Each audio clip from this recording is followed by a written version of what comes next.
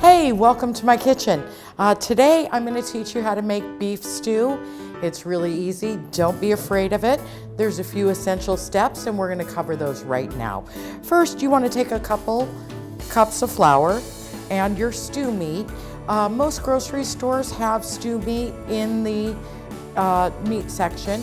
If you don't find it, you can ask the butcher and he will cut up either a chuck for you or some less expensive piece of meat is usually the best because that makes it real juicy and delicious. So what you're gonna do is take your couple cups of flour and season it. That's where the seasoning comes in.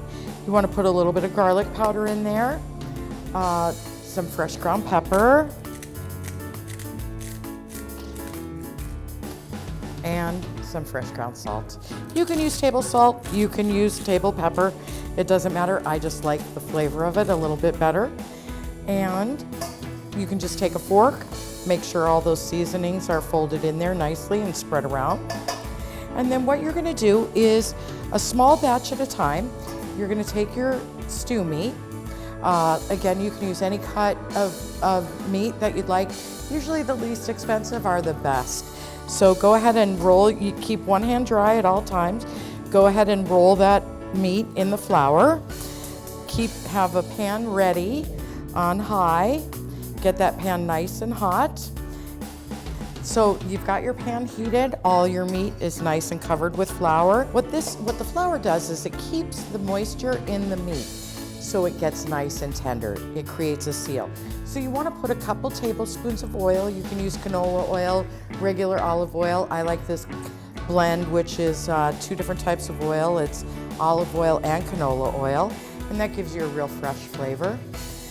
So once your pan is nice and hot, and you get that oil in there, you want to put, I would say about a third of it in, and you want to heat it up. You want to get that going in batches. You don't want to do all of it at once. So you get your meat into the pan, get it sizzled. You're going to want to brown it on both sides. Make sure and turn it just one time is all you need to do. Make sure your bottom side is brown. And then as soon as it seems like it's ready, just go ahead and give all the meat a turn in the pan. And when the meat is in the pan, you're not really cooking it. All you want to do is sear it on both sides so that it traps all the juices inside the meat.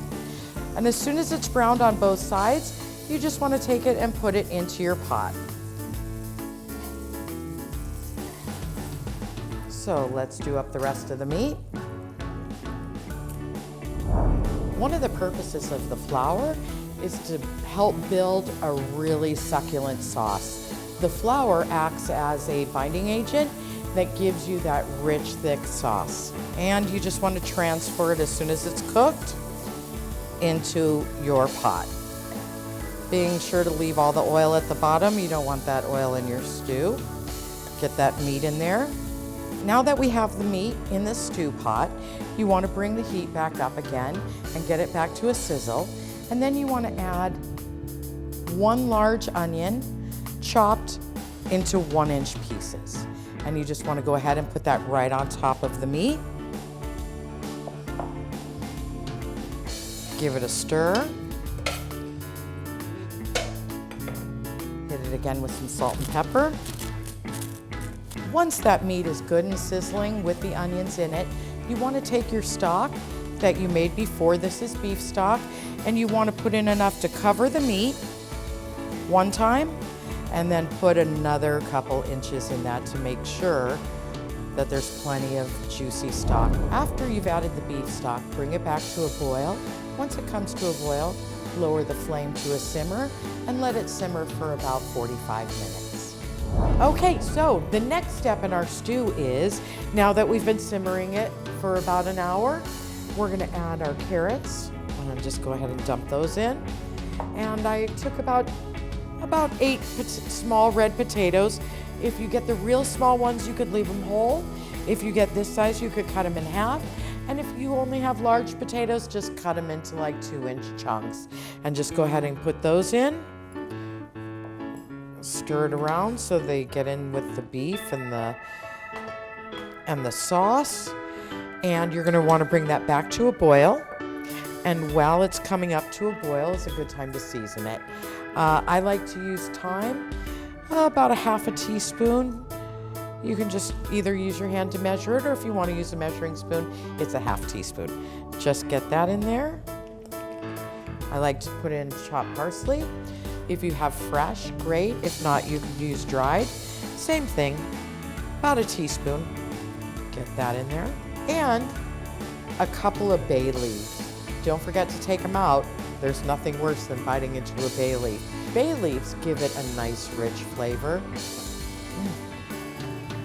And then you want to give it a stir. Once you have everything in there, you want to let it simmer for about another hour until the potatoes and carrots are cooked all the way through. Now our stew has simmered for about an hour, hour and 15 minutes. Our potatoes are nice and soft, our carrots are nice and tender, and our meat is cut with a fork delicious. When you get to this point, it's already been seasoned.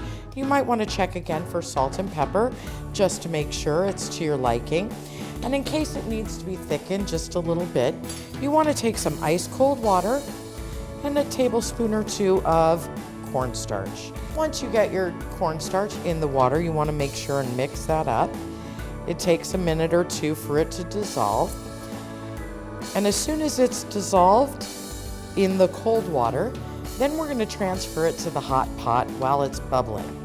And you just want to take your spoon and just slowly mix in a little. Don't put it all in at once because it takes about a minute for it to cook down, and you want to see how thick it gets after the first bit, and it's thickening up beautifully. Oh my God, what a beautiful stew. And there you have it, beef stew made very easy. Today I'm going to teach you how to make marinara sauce. This is a foolproof recipe that I brought back from the hills of Tuscany.